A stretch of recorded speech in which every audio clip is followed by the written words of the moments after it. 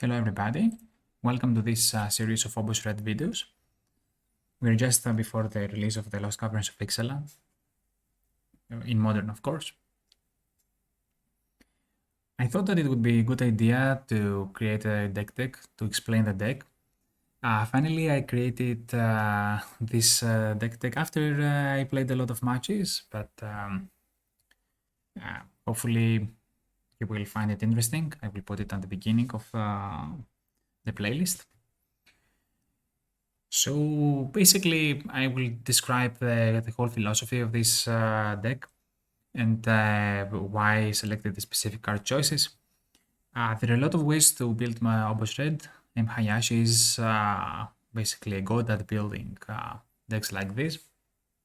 This is my personal take though, and it's a little bit different than usual. I'm not actually aiming to prolong the game as long as possible. I want to close the game fast, but still be able to grind through the mid game if things don't go well in the early game. So for this reason, I have this this package of prowess creature here. First of all, Monastery Swiss Spear, and then Soulscar Mage. So our ideal start is to lead with one or two of these prowess creatures and then start immediately chipping in for damage. The main difference is that what we're actually doing is that we will be trading resources with the opponents while our creatures deal damage. So we'll be bolting their things, we will firebolting their things, we will stomping their things, and also skewering their things. Okay.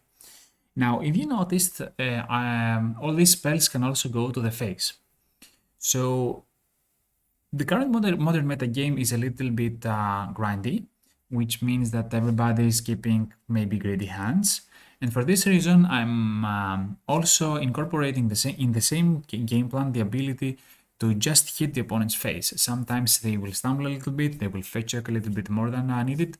And in these cases, especially in the first games where they don't know what we are playing, and we get to surprise them, we can just switch to a very aggressive game plan out of the blue, and then lava spike their face, fireball their face, deal chunks of 3 damage to their face, like a prowess deck, or a mixture of a prowess and a burn deck, rather.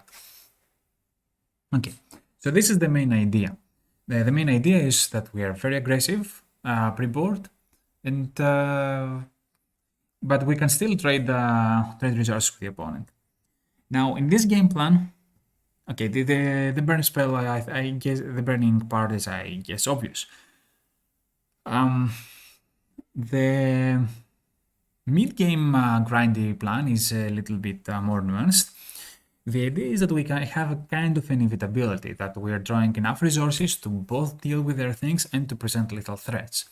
So for this reason, we have cards like Firebolt, which can deals 2 damage to the opponent early, or to a creature early, and then later on we can hit the face with it. Okay, that's pretty huge for this card. I would really like to find a spot for the 4th copy, but the list is already overloaded with everything, so can't really play 4th copy. Another premier card in the mid game is also Bone Crusher Giant. This lets us also stomp, maybe turn to Stoneforge Mystic or something like that, and then afterwards just deploy it as a 4/3 cool threat that we can use to eventually close the game. Or it can maybe block and do things like that. We're not definitely afraid of creating a slugfest, because our aim is that we can arrive at the end of the slugfest with a couple of more creatures, or with a couple of more points of damage dealt to the opponent. And this can be all the difference in the world. And the third mid-range card that we are playing, this is actually 6 mid-range cards, because it's a combination of Chandra, Dress to Kill, and Fable of the Mirror Breaker. Okay. Fable is an amazing card. It's used by Scam, by a lot of tier 1 archetypes, so tier 2 archetypes too. The reason I don't like too many of those is that they can slow us down. So pre-board, I want to have this very aggressive game plan, and casting a Fable on turn 3 and taking the turn off can be very underwhelming, because we don't get enough prowess triggers, for example. Contrary to this, Chandra does something really cool. She's a 2-mana planeswalker. we cast here and we add red and play another spell. Notably, Chandra eventually represents 3 damage because we'll uptick her a couple, 1, 2, or 3 times usually. Okay, and she's also prowess trigger, so okay, we get some damage from that. Notably, we will be usually doing her first +1, like 99% of the times. Sometimes when we're in a real pinch where we need to find that one top deck that will seal the game, otherwise we lose, we will do the second +1. But usually it's the first one that matters. It does damage over time, and importantly, it frees up our mana. It's the same reason that we're running Fable. We want our mid-game threats to start generating mana advantage too, so that we can deploy all the cool things, so that we can get Obosh into our hand, which is a very cool companion. We'll get to that later. Okay.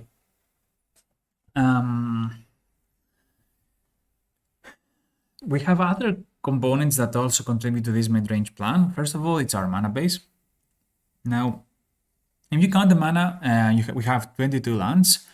And in addition, in these lands, we have also Sokenzan, Crucible of Defiance. It's pretty good to channel later on. It's also functionally a mountain. I'm playing 2 because I usually want to channel one of those in the very late game. It's a pretty good card to channel. And it's also like, it's almost free.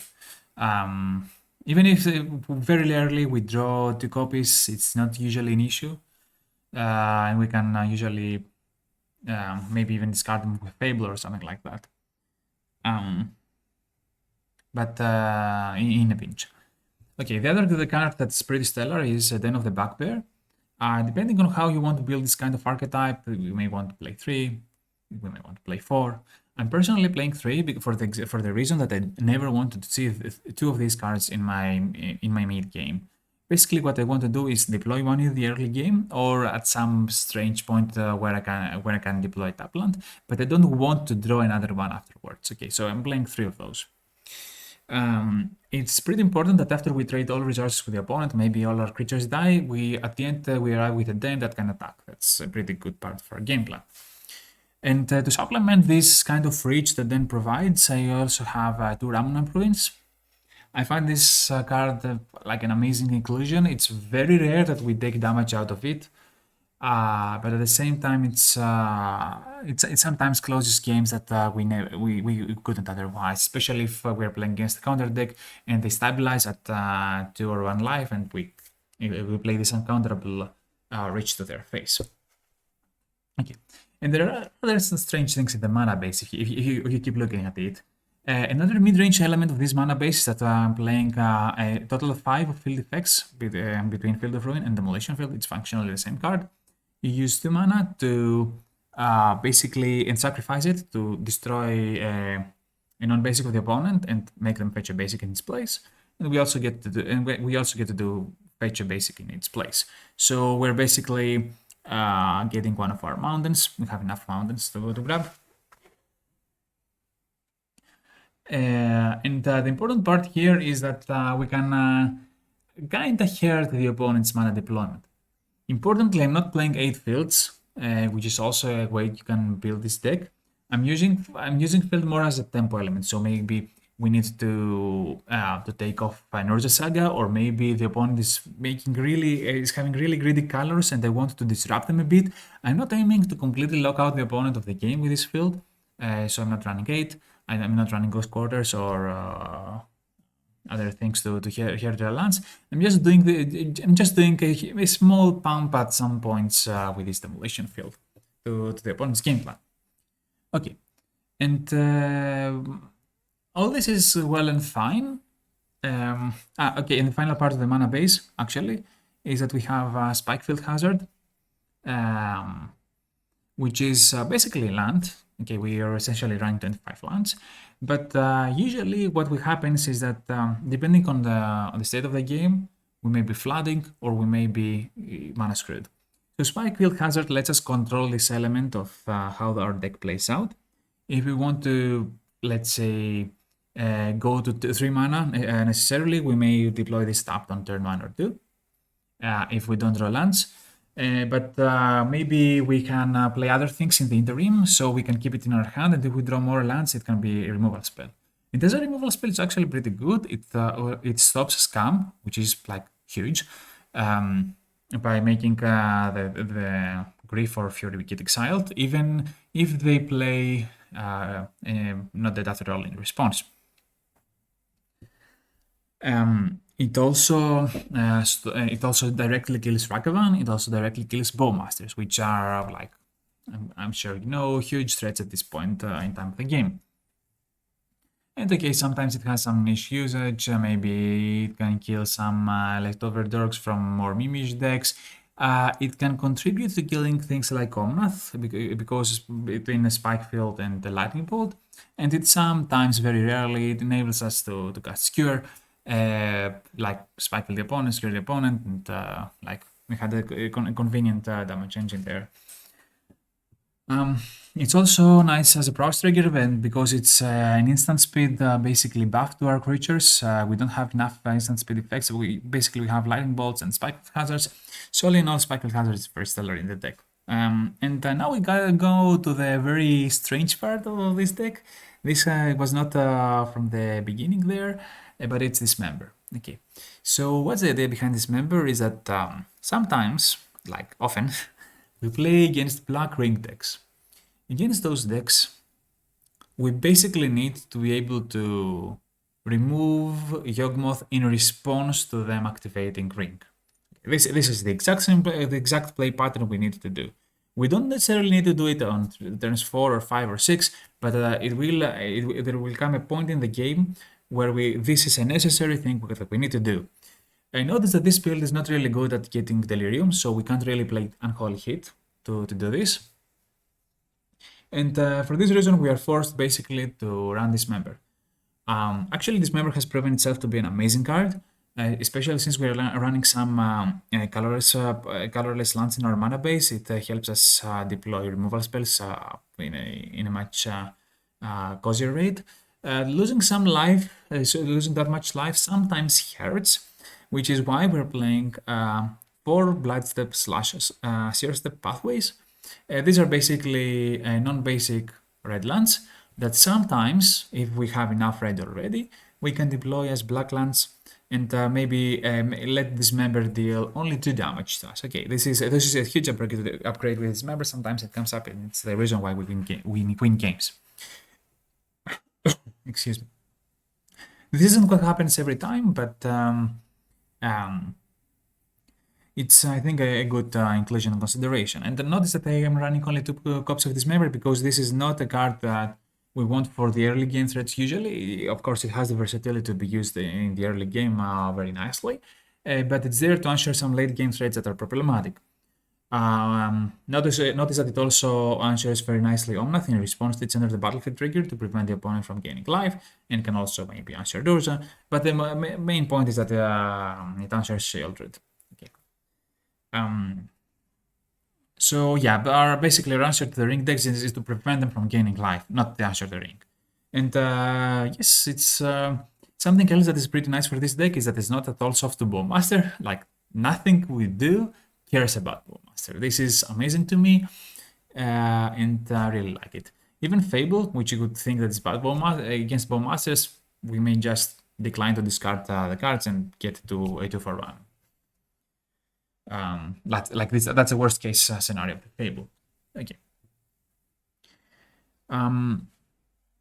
So, and a final element of the deck is how we work. That we are an Obosh deck basically. This is our companion. We can pay 3 mana to get it in our hands.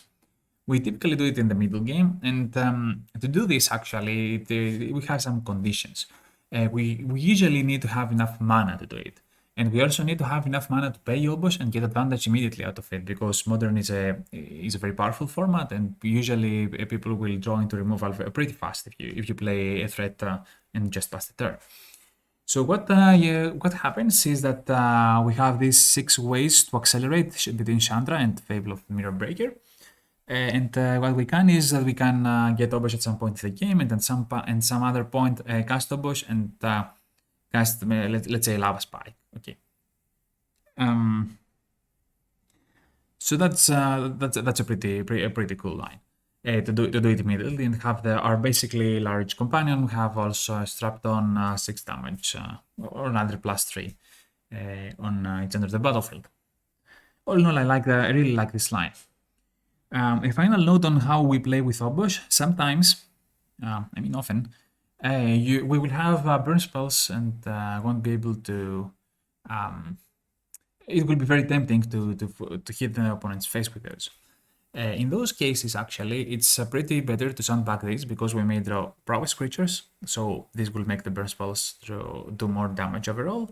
And also importantly, we may craft a plan where we don't have enough burn in our hand right now, but if we get to play Obosh and then in the same turn a couple of burn spells, then we just win. Okay, so that's pretty nice. What's pretty interesting about this deck for me is that it's not as soft to Chalice of the Void as you would expect. Pre-board it is. Lava Spikes is are not good against Chalice because we have too many 1-drops. But post-board we can cut on the Lava Spikes. And now that I talked about post-boarding, actually removing Lava Spikes is actually this action here is the first step in every post-board game. Like this is where your thought process should be starting. The reason being is that Lava Spikes is basically there to get people pre-board, because Modern is currently not an interactive format, as I've already said. Sorry, it's an interactive format, as I've already said. However, once we play the pre-board game, we actually get to know what deck the opponent is playing. And in these cases, we get to actually remove Lava Spike and put any of the hit pieces that is necessary for the matchup to go longer. So, for example, if they're a graveyard deck, let's say Living End or something like that, we get to bring in Relic of Progenitors, which is pretty powerful. Against Scam, I'm usually bringing, I think, less than 4 relics, but they're also good there. If they are like Tron or Amulet Titan, we get to play Blood Moon. If there are problematic artifacts, for example, if there are Scales or Gain Amulet, we get to play Shattering Spring. Excuse me.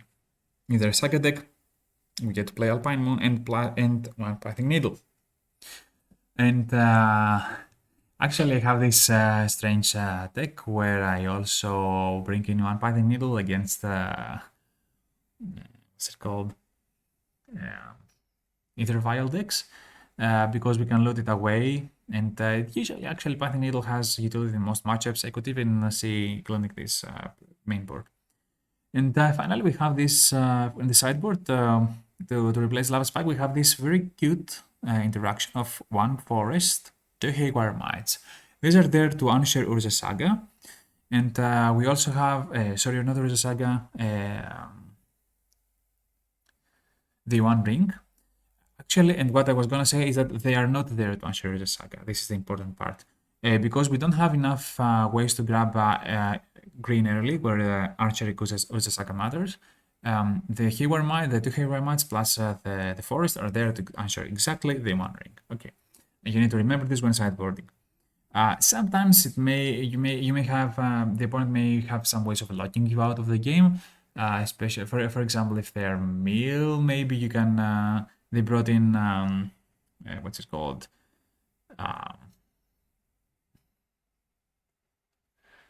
Ensnaring Bridge, sorry.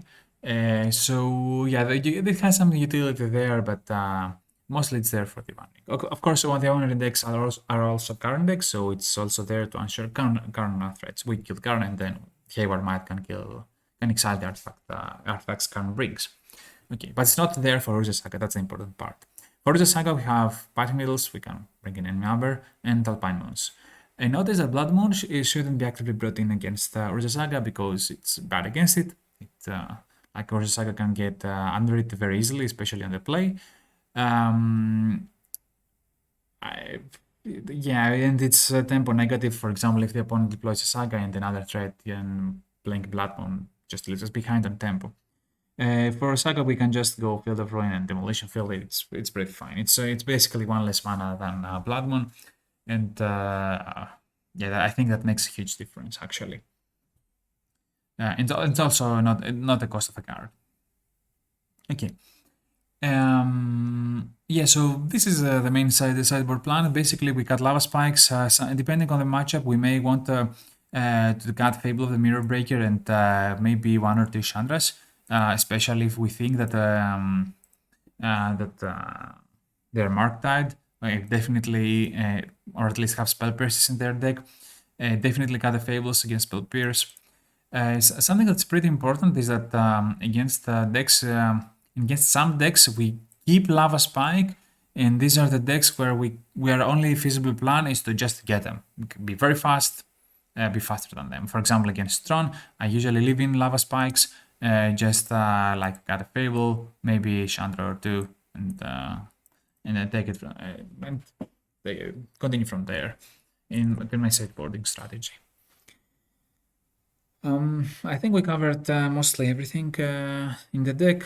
The last card I haven't talked enough about, I guess, is Cure the Critics. And I actually like Cure the Critics really in this deck because it creates some kind of like huge consistency with Lightning Bolt. Where you kind of this critical mass of burn spells that you can hit everything with. And a huge enabler for this cure is both bolts and lava spikes pre-board. So if you have all lava spikes, maybe consider cutting one square. But also a pretty good part here is Chandra because this creates this amazing play pattern of answering things for turns 1 and 2, and then turn 3 on untapping, putting slamming Chandra on the board, and then removing another threat, the threat that would kill Chandra. And then we get basically a Planeswalker for 2 mana that will be left there, pinging the opponent, creating mana advantage, and if we get flooded, also create card advantage with the +1. Though this doesn't happen very often, as I said, because we get to get Obosh into our hand with the mana, which is the best card advantage in the board already. Okay, and don't forget that Chandra also has an ultimate. That's it's not unheard of to ultimate a Chandra. Basically, okay, it's very difficult to actually do it, but it's very easy to at some point get to 7 loyalty and then give the opponent the choice of either attacking Chandra or basically having a very bad blocks. And this is like pretty good for us. Note that you need to have Obosh in your hand the turn before you ultimate Chandra, because when you ultimate Chandra, the best thing to do is just cast an Obosh. Okay, that's immediately 5 damage. That's again, it's usually a good game. Yeah, I guess that's it. So see you in the matches.